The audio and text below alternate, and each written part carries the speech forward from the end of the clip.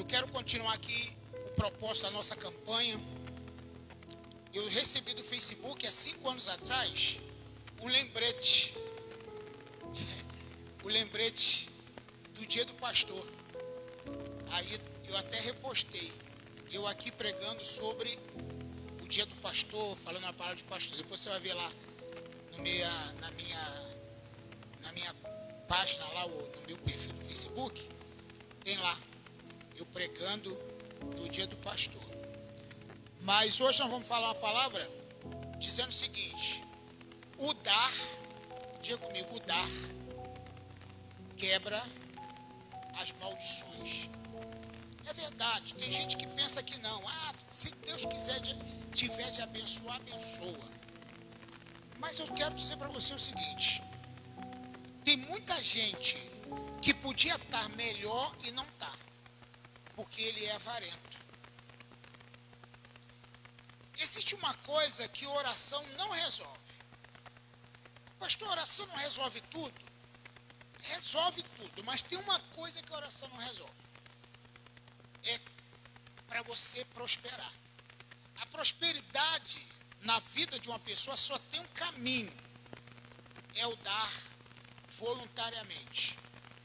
É o dar sem barganha, como o pastor William falou aqui. Então, o Salmo 128 diz assim: bem-aventurado aquele que teme ao Senhor e anda nos seus caminhos. Então, bem-aventurado. Bem-aventurado, a palavra significa feliz. E feliz não é aquela pessoa que está rindo à toa. Feliz é a mesma coisa de realizado. A pessoa realizada, sabe? Aquela pessoa que está realizada na vida. Então a palavra feliz não é a pessoa também conformada. Tem gente que está conformada, ele não está feliz, ele está conformado. A minha vida é essa mesmo, né? Conformado. Eu não quero ficar conformado.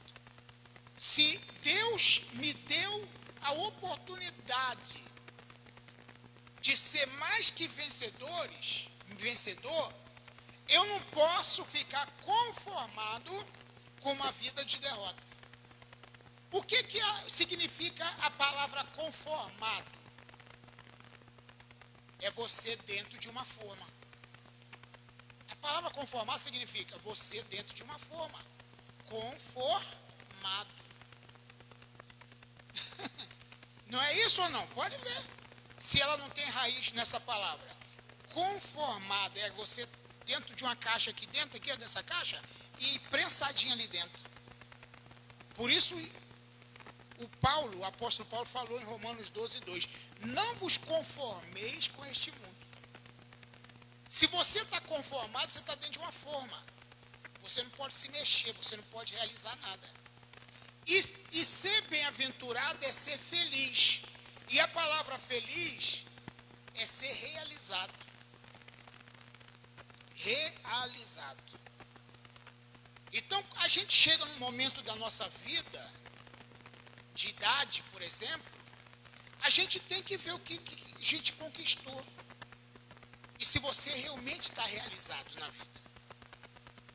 Você está realizado, você tem uma família, você tem alguma coisa, um bem, uma casa, sei lá, alguma coisa. Mas existe também aquelas pessoas que já têm tudo na vida, ele não é agradecido. Então existe aquele que nós que não devemos ser conformados, mas não quer dizer que nós não estamos agradecidos.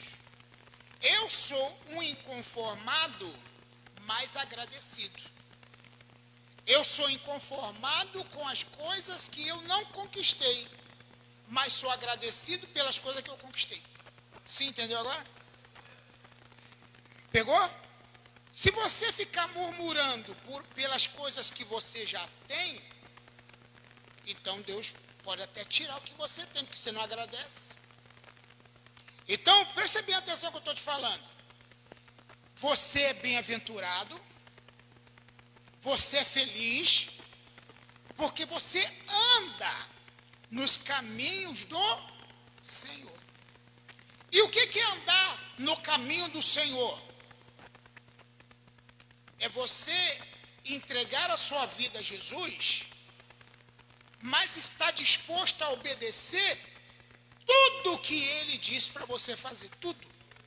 E não questionar o que Ele mandou. Se você ficar, Senhor, o Senhor pode me pedir tudo, mas isso aqui eu não te dou, isso eu não te dou, isso eu não faço, isso eu não faço, isso eu não faço.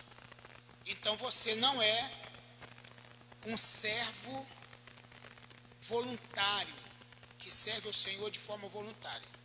Então quero continuar dizendo o seguinte: bem-aventurado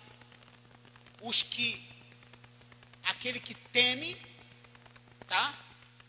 E a Bíblia fala, né, em Provérbios, que o temor do Senhor é o princípio da sabedoria. A gente pede sabedoria a Deus, Senhor, me dá sabedoria, me dá sabedoria. Mas se você não teme a Deus, você não é sábio. O temor do Senhor, o respeito pelas coisas de Deus, é o princípio da sabedoria. A sabedoria começa quando você teme a Deus. E quando você faz alguma coisa que está errado, você fica mal. Quem sente mal quando faz coisa errada? Eu me sinto mal. Fico semana em semana mal. Puxa vida. Mas eu também entendo que aquilo que eu faço, não faço porque eu quero. Eu pego isso da palavra do apóstolo Paulo em Romanos. Maldito o homem que habita em mim. Porque quando eu quero fazer o bem, eu não consigo. Porque o mal está em mim. Porque quando eu quero fazer o bem, o mal sempre faz na minha frente. Então, por isso que eu quero que vocês entendam o seguinte: quando você é voluntário, você está sempre dizendo, Senhor, o que é meu é teu. Nós somos sócio. Tem que ser sócio de Deus na vida, irmão. Sócio de Deus na vida. O que você fizer tem que glorificar o Senhor. Tudo que você fizer, qualquer passo que você der, tem que glorificar a Deus. Porque glorificar a Deus, né, a gente gosta de glorificar a Deus com as nossas palavras. Isso é importante, isso é bíblico. Eu estava lendo aqui, gurinha mesmo, que os judeus, quando a arca da aliança chegou até o arraial, eles começaram a gritar, a celebrar o Senhor. Então, celebrar com a voz é muito importante. Mas dar glória a Deus com as nossas atitudes é muito mais importante. Então, olha o que eu quero mostrar um versículo. A história de Ana. Não vou ficar na história de Ana o tempo todo, mas em 1 Samuel, capítulo 1, capítulo 2, versículo 21. Vamos lá. Capítulo 2, não vamos ler o capítulo inteiro, porque é muita coisa. 1 Samuel, capítulo 2, versículo 12. Olha o que a Bíblia fala.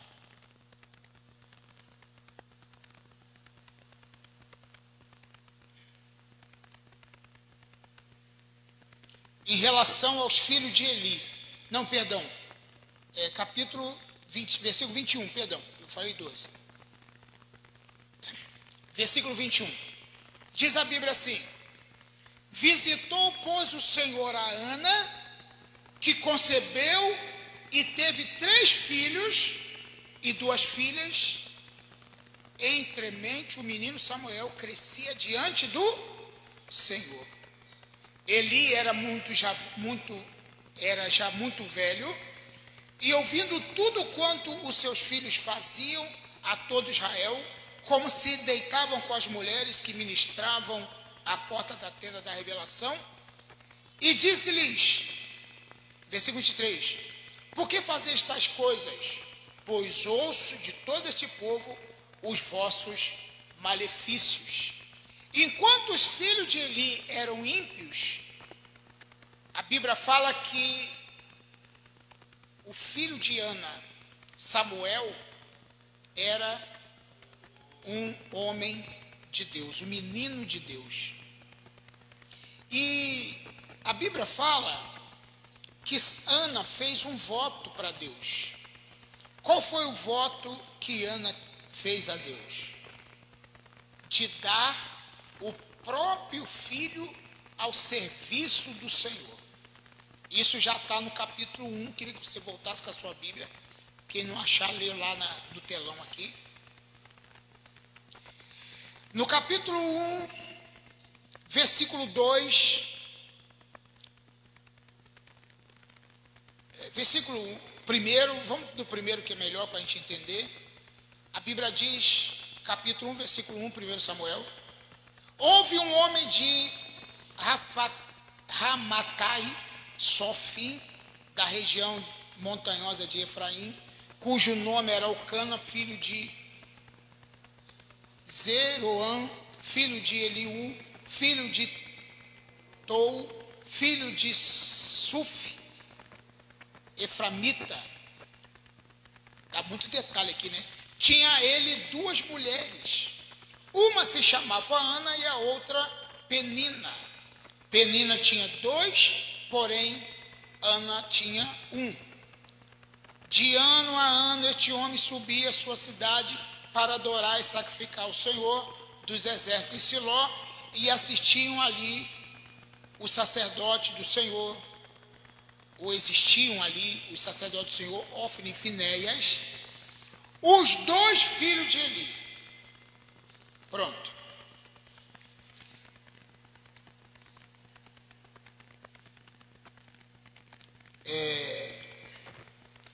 A Bíblia fala que a Penina zombava de Ana, porque ela não tinha filhos. E um dia, quando ela chegou perto do sacerdote, chorando muito, o sacerdote ali achou que ela estava até embriagada, mas ela não estava, ela estava amargurada na sua alma, porque ela não tinha filhos. A Bíblia fala que Ana fez um propósito com Deus. Não vou pegar nessa história para a gente não demorar tempo. Ela fez um propósito com Deus de entregar o filho que ela tivesse para o serviço do Senhor. E nós lemos que Ana, depois dela ter dado o filho dela para Deus, ela teve mais quantos filhos? A Bíblia fala aqui, no capítulo 2, versículo, acho que tinha mais 3, teve 3 filhos ou 5 filhos. 5 filhos, não teve? 5 filhos e mais 3 filhos e 2 filhas, se eu não me engano. Nós vamos ler para poder a gente não falar nada errado, né? Eu tinha lido isso aqui agora. Está aqui, ó. Ela teve mais 3 filhos e 2 filhas. Isso mesmo. Então, o que acontece? Quando nós entregamos para Deus a nossa vida, sabe o que é entregar para Deus a nossa vida, irmão? É você entregar seu tudo, é entregar a tua vida toda. Eu não sei por que a pessoa entrega só pela metade. Ah, Senhor, isso aqui eu te dou, mas isso eu não te dou. Isso aqui deixa comigo. A nossa vida tem que ser toda de Deus, irmão. Sim ou não? Ou você entrega ou não entrega. Quando a gente pergunta para uma pessoa, você quer entregar a tua vida para Jesus? Eu acho que ou a gente tem que ser mais explícito, tem que explicar melhor o que é entregar a vida para Jesus, porque tem gente que não está entendendo ainda o que é entregar a vida para Jesus. Ele não entendeu nada. Ele não entendeu o que é entregar a vida para Jesus. A partir desse momento, a tua vida não pertence mais a você. Você não é mais dono dela. Se você entregou para Jesus, entregou, acabou. Acabou. Você não tem mais direito nenhum na tua vida. E outra coisa, até aqui você tinha livre-arbítrio. Acabou o livre-arbítrio. Se você tinha o direito de escolher os teus caminhos, mas agora acabou, não tem mais. O livre-arbítrio, a tua própria vontade, você não tem mais, acabou.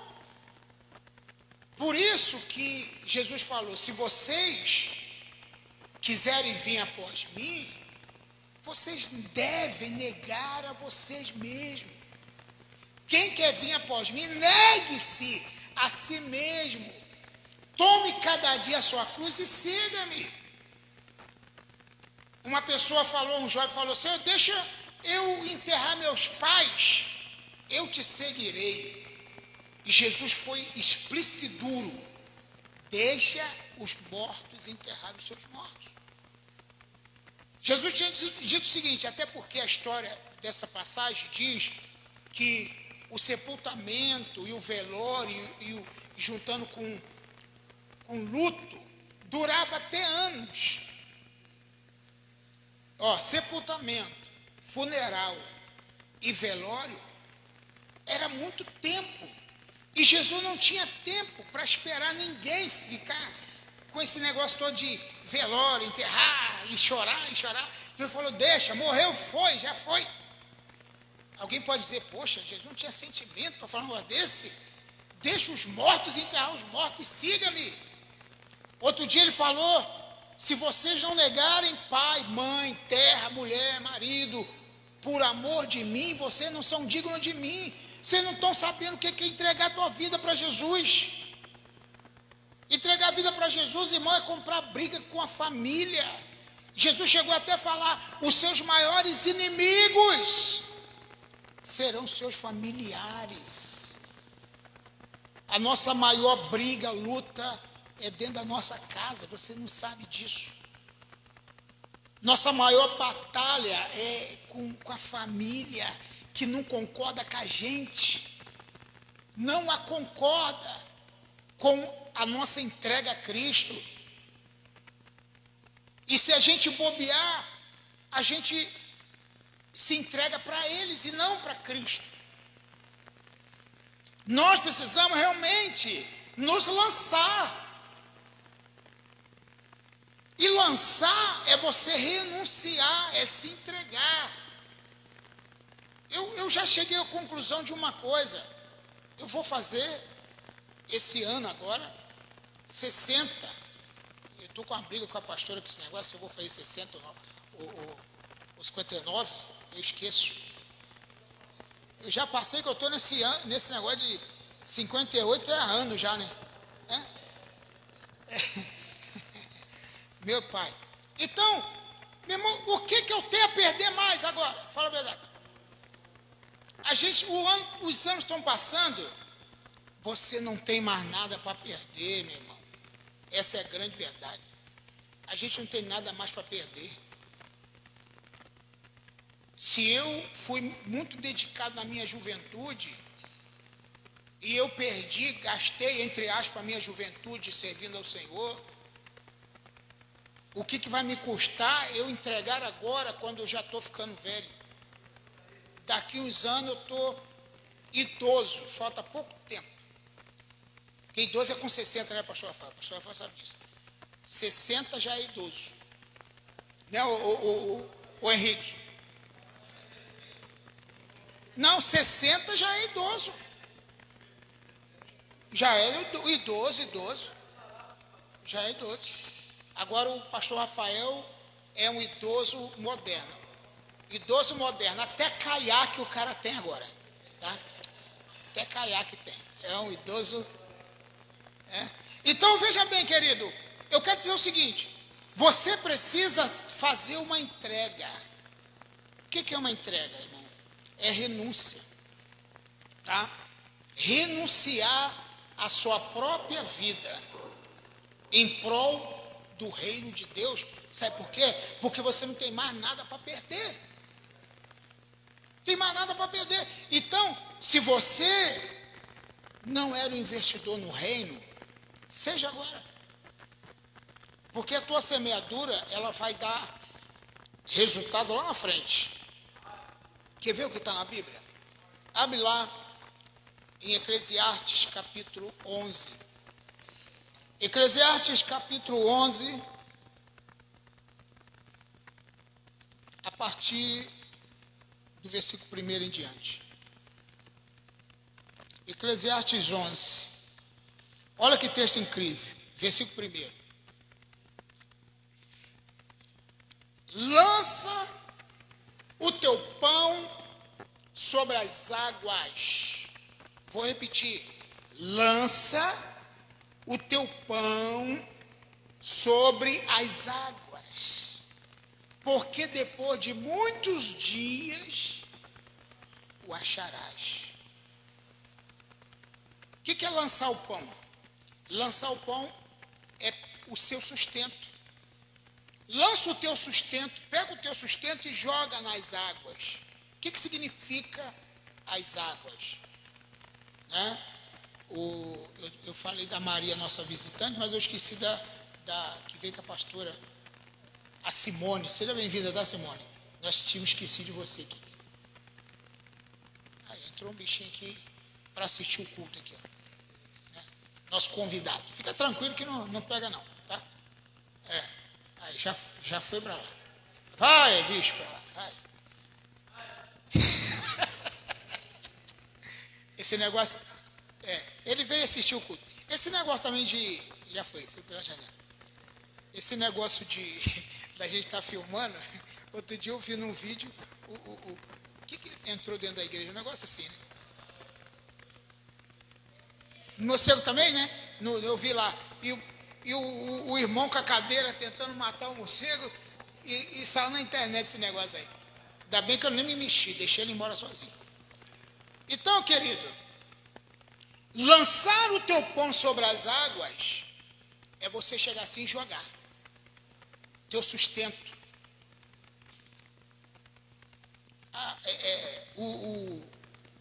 O pano de fundo desse versículo é porque no rio Nilo os egípcios jogavam, e também, não só os egípcios, mas os judeus, os hebreus que moravam no Egito, eles pegavam o trigo e jogavam no rio Nilo. E o rio Nilo esvaziava, né, da decorrer, esvaziava. E aí, quando ele estava cheio, jogava o trigo. E quando ele estava vazio, o trigo brotava, depois de muitos dias. Aí eles iam lá e colhiam. Era uma estratégia de agricultura fantástica. Eles lançavam nas águas, 6 meses depois eles iam lá e colhiam. No mundo espiritual, trazendo para o lado espiritual, quando a gente lança para Deus ou para o reino de Deus o nosso pão, sempre vem o resultado, irmão. Sabia disso? Sempre vem o resultado. Você não fica na solidão, não. Deus vai providenciar. Agora, olha o que está no versículo 2 ainda. Reparta com 7 e ainda com 8, porque você não sabe que mal haverá sobre a terra. Então, quando você receber o seu dinheiro, você tem que fazer, eu já expliquei isso em vários seminários que eu dei sobre finanças, igual uma pizza. Pensa numa pizza, como é que corta a pizza? Em fatias. Aí você pega 10% dessa fatia é do Senhor. 10%, mais 10% dessa fatia, sabe de quem é? 10 é do Senhor. E outras 10 é de quem? Fala para mim. Sua. Nós precisamos aprender a administrar o nosso dinheiro. Se você tirasse 10% de tudo que você ganha para você e guardasse, você ia ver o resultado que você ia ter daqui a 5, 10 anos. É porque ninguém faz isso. Experimenta fazer para você ver. Se você ia ter alguma dificuldade na vida, mesmo ganhando pouco. Administração. Reparta com 7 ou ainda com 8. Então, 10% dízimo, 10% para você, uma outra parte para ajudar uma pessoa, alguém, que você talvez saiba que está realmente precisando, e você consegue viver com 70% ou 60% de tudo que você ganha. Você sabia que os asiáticos conseguem viver com 35% do salário deles todos? E outros conseguem economizar ou guardar 35% do salário? Por isso que o chinês, japonês, coreano vem para o Brasil, fica rico nas nossas costas. O imigrante vem para cá, fica bem de vida. E o brasileiro não sabe guardar dinheiro. Gasta tudo, não sabe abrir um negócio, não sabe vender um produto. Às vezes não sabe botar na porta de casa o negócio para vender. Tem que aprender a vender, tem que aprender a negociar. Reparta com 7 ou até com 8, porque você não sabe que mal haverá sobre a terra. A gente tem que aprender com o homem mais inteligente de administração na Bíblia que já existiu. Quem? José. O que ele falou para o faraó? Vai vir 7 anos de fome. E o que a gente tem que fazer? Você vai ser o administrador. O que a gente tem que fazer? Vai ter que guardar durante 7 anos. Economizar, porque vai vir tempo difícil. E quando chegou o tempo difícil no Egito, eles tinham de reserva, porque o administrador José ensinou o faraó a guardar. Às vezes você está contando com o salário do mês que vem, mete o pau no de hoje. Ah, mês que vem um gato de novo. Então a gente tem que aprender essa administração, reparta com 7 ou até com 8, porque você não sabe que mal haverá sobre a terra. Outra coisa que eu aprendo nesse versículo aqui, nesses versículos. Estando as nuvens cheias de chuva, derrama-se sobre a terra, caindo a árvore para o sul ou para o norte, no lugar que a árvore cair, ali ficará. Então, não tem jeito. Versículo 4 tem uma explicação maravilhosa. Quem observa o vento nunca semeará, e quem atenta para as nuvens jamais cegará. Então, presta atenção no que eu vou te falar. Se você ficar olhando, hoje vai chover, vou ficar em casa. Aí, calha de não chover, você não foi. Então, se a gente ficar olhando para o tempo, não vamos fazer nada na nossa vida. Então, presta atenção no que eu vou te falar. Você tem que aproveitar, meu irmão. Pela manhã, versículo 6. Pela manhã, semeia a tua semente, e à tarde não retém a tua mão. Pois tu não sabe qual das duas prosperará, se esta ou aquela, ou ambas serão igualmente boas. Então esse versículo me ensina muita coisa em relação a essa questão de semear. Se você for uma pessoa semeadora e não ter medo de semear, eu tenho certeza que sua vida vai melhorar muito. Vai melhorar muito. Quer ver um versículo que eu sou muito apaixonado por ele? É o capítulo 6 de Lucas, versículo 38. Olha o que esse versículo ele me ensina. Lucas 6, versículo 38. É porque tem muita gente que lê a Bíblia, mas ele não quer cumprir a Bíblia. Se você cumprir a Bíblia, você vai ver. O que está escrito? Dai, vírgula. Dai, vírgula. Então, qual é o teu propósito? Dá. Eu sempre falo o seguinte, que nós precisamos entender uma coisa. Qual coisa, pastor? Que você não está servindo a Deus, não está na igreja para receber nada. Poxa, então será que adianta? Está acabando aqui.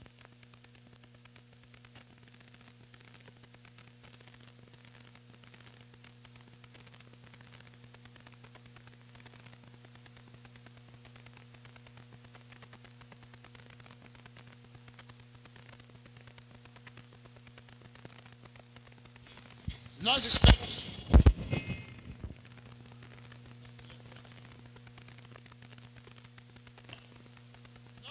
aqui para dar e não para receber. Entendeu isso? Está escrito aqui, ó, dai e ser-vos-á dado. Boa medida, recalcada, sacudida, transbordante. Transbordará no vosso regaço, porque com a mesma medida que você medir, você será medido. O que eu entendo? O pastor William falou, não estou conformado. Vamos fazer uma campanha de prosperidade. Ah, tá ruim as coisas. E eu falei, estamos juntos, concordo. A gente pode estar numa vida melhor. Deus nos chamou para viver uma vida melhor e não assim, desse jeito. E quando a gente prospera, eu não prospero para mim, eu quero prosperar para Deus. Eu quero prosperar para injetar no reino de Deus. É para isso que eu quero. Deus sabe disso. Ele sabe que o que eu tenho não é meu, é de Deus. Então eu não quero nada para mim, eu quero para Deus. E se eu prosperar, eu tenho condição de ter coisas melhores. Na igreja, por exemplo, no reino de Deus, a gente evangeliza melhor, a gente investe melhor, a gente faz a obra de Deus melhor, com recurso. Então a Bíblia fala lá, dai e ser-vos-á dado. Boa medida, recalcada, sacudida, transbordante, porque com a mesma medida que você medir, você será medido. Ou seja, da mesma proporção que você for mesquinho, vão ser mesquinhos com você. Se você for avarento, vão ser avarento com você. Se você for abençoador, vão ser abençoador com você. Porque você está fazendo coisa que você vai receber. Deu para entender isso aqui? Você precisa entender que a nossa vida é uma vida de semeadura. O ciclo da semeadura é dano que se recebe. Quando eu faço isso, eu não preciso nem orar. Deus vem com recurso para mim e soluciona o meu problema. A pessoa que é abençoador, ele pode estar duro, pode estar sem dinheiro, mas ele vem uma ideia na cabeça dele e fala assim, tive uma ideia. Essa ideia vai fazer você arrumar dinheiro. Uma ideia. Uma ideia. Aí você fala, por que eu não tive essa ideia antes? Porque Deus só te deu a ideia na hora que você precisou dela. E você teve aquela ideia de vender alguma coisa, de oferecer alguma coisa para alguém, e de ligar para alguém, mandar um zap, fulano, estou vendendo isso. Tal, quanto é tanto? Vou mandar o Pix. Aí você pode. Então, uma ideia. Eu saio na rua, sou vendedor, vendo as coisas. Mas eu vou procurando produtos e Deus fala assim, isso é bom. Aí eu tenho uma ideia. Eu falei, vou vender isso. Uma ideia. Né? E eu começo a vender e Deus começa a me prosperar. Uma ideia. De uma ideia, Deus te abençoa. Aí Deus sabe assim, eu vou te abençoar porque eu sei que o teu coração não está no dinheiro que você vai ganhar. Teu coração está no reino. Então Deus começa a abençoar. Amém? Teu coração está no reino. Aí ele começa a abençoar. Porque você teve uma ideia. Então, querido, é assim que funciona. Deus, ele trabalha dessa maneira. Olha o que está em Gálatas, capítulo... Vem a hora aqui para a gente terminar. Capítulo 6, versículo 5. Versículo 7. Olha o que está escrito nesse versículo. É tremendo, maravilhoso. É a questão da semeadura que eu falei para você. Tá? Gálatas, capítulo 6, versículo 7. Não vos enganeis, não se engane, Deus não se deixa escarnecer. Tudo que o homem semear, isto também se fará. Você só vai colher o que você plantar. Você só vai colher. Deus é tão justo, irmão, você só colhe o que você planta. Ele é tão justo, ele não vai dar a tua colheita para outra pessoa. Aquilo que é direito teu, ninguém vai tomar. Ninguém vai tomar, ninguém. Não vos enganeis. Olha o que a Bíblia fala. Não vos enganeis. Deus não se deixa escarnecer. Tudo que o homem semear, isso também ceifará. Versículo 8, olha aqui. Porque quem semeia na sua carne, da carne ceifará corrupção. Quer dizer, se você for uma pessoa carnal, uma pessoa humana, que muito lógico, muito racional demais, tudo é na matemática, tudo é racional. Não vou dar por causa disso, vai ser que, vou fazer as contas aqui. Não vou dar não. Se você for muito assim, o que a Bíblia fala? Quem semeia na sua carne, da carne ceifará corrupção. Mas quem semeia no Espírito, ceifará a vida eterna. Versículo 9. E não cansemos de fazer o bem. Não cansemos de fazer o bem. Tem gente que fala assim, eu já cansei de ajudar fulano, já cansei de ajudar. A Bíblia fala, não é para cansar. Fazer o bem não pode ser cansativo. Fazer o bem é uma bênção. Não é para você cansar fazer o bem. Eu já ajudei fulano e não reconheceu. O problema é dele, irmão. Continua fazendo o bem. Se a pessoa não está reconhecendo, isso é com ele, não é contigo não. Eu já ajudei fulano, não falou nada, nem reconhece, virou as costas para mim. Você vai ficar aborrecido com isso? Você está fazendo a tua parte, irmão. Não vos cansemos de fazer o bem, porque a seu tempo ceifaremos se não houvermos desfalecido. Deus está falando o seguinte, se você não desfalecer de fazer o bem, você vai alcançar a vitória. Agora, olha o 10. Enquanto temos oportunidade, façamos o bem a todos, principalmente aos domésticos da fé. Amém? Se você tiver oportunidade, faça o bem para todo mundo. Nunca perca a oportunidade de ser uma pessoa boa. Nunca perca essa oportunidade. Até quem se deseja o mal. Não perca a oportunidade. Mas principalmente o doméstico da fé. Pergunte para o irmão, como é que está a tua vida? O que está precisando? Qualquer coisa fala comigo. Alguém pode falar assim, mas eu não tenho dinheiro para ficar dando para todo mundo. Mas se você entender o seguinte, eu não tenho, mas eu conheço uma pessoa que pode, outra que pode, outra que pode, outra que pode. Aí você fala assim, irmão, tem uma pessoa aqui que eu conheço, do meu relacionamento, da minha confiança, está passando por uma crise, a conta de luz dele está atrasada. Eu já fiz isso várias vezes, sempre a pessoa precisa saber. Você pode me ajudar com 10 reais? Pode me ajudar com 20, com 15? Para a gente inteirar e pagar a conta desse irmão? Aí você vai lá, aqui, tua conta. Mas como é que sou? Não. Agora, também, a pessoa tem que saber falar também, né, irmão?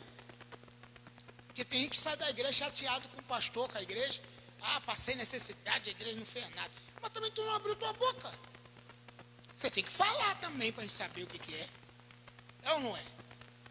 Pastor, pastora, é isso. Pronto.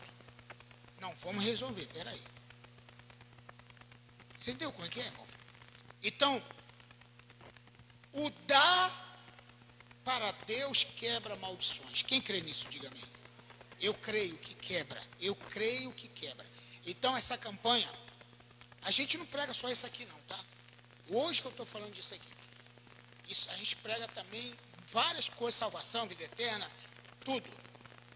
Porque evangelho é tudo. Então, se você entende que essa obra aqui é uma obra de Deus, não deixe de dizimar.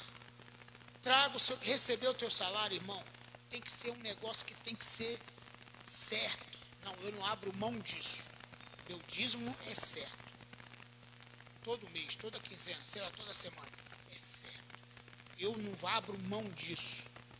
Não abro mão. Sabe por quê? Porque eu creio no Deus que me chamou. Eu creio no Deus que abriu essa porta para mim. Eu creio que Deus vai resolver coisas impossíveis. Tá? Deixa eu só falar uma coisa aqui para eu terminar realmente. Olha, você sabia que muitas igrejas evangélicas com 20, 30 membros, 20, 30, muitas igrejas evangélicas, principalmente as mais tradicionais, presbiteriana, batista, elas conseguem viver muito bem e assalariar o pastor muito bem, com 30 pessoas. Sabia? Muita igreja faz isso. Porque eles administram muito bem. E todos os membros da igreja, fora, né, que não ganham dinheiro nenhum, como jovem, criança, adolescente, que não trabalham, são dizimistas. Todo mundo é da igreja dizimista, todo mundo. Então é fácil o pastor ter uma vida digna. Ter uma vida digna. E o membro tem que ter orgulho do pastor dele viver bem, morar numa casa boa, ter a sua vida digna, não dever nada a ninguém. O membro tem que ter essa concepção. Estou falando isso porque é o jeito do pastor hoje. Sabia que tem muito pastor hoje, muito, não é pouco não, no mundo todo, passando fome, necessidade? Tem muito pastor passando necessidade. Acredita nisso? Tem. Tem muito pastor que tem que trabalhar de pedreiro.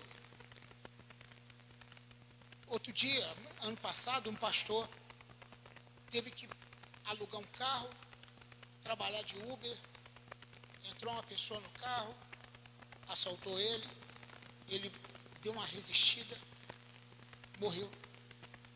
Mataram o pastor, que foi trabalhar de Uber, porque a igreja não tinha condição de sustentar. Ano passado, desde o dia do ano 2019, foi parece que foi, sei lá, toda semana a gente tinha notícia. Pastor fulano se matou, pastor fulano tirou a vida, o outro se enforcou, o outro tomou veneno, o outro pulou do prédio, o outro não sei o quê. Não teve uma época assim? Do ano 2019, de 18, né, até 21 por aí, um pastor dos Estados Unidos, igreja gigantesca, se matou. Por que será? Então nós temos aqui o seguinte: valorize o teu pastor.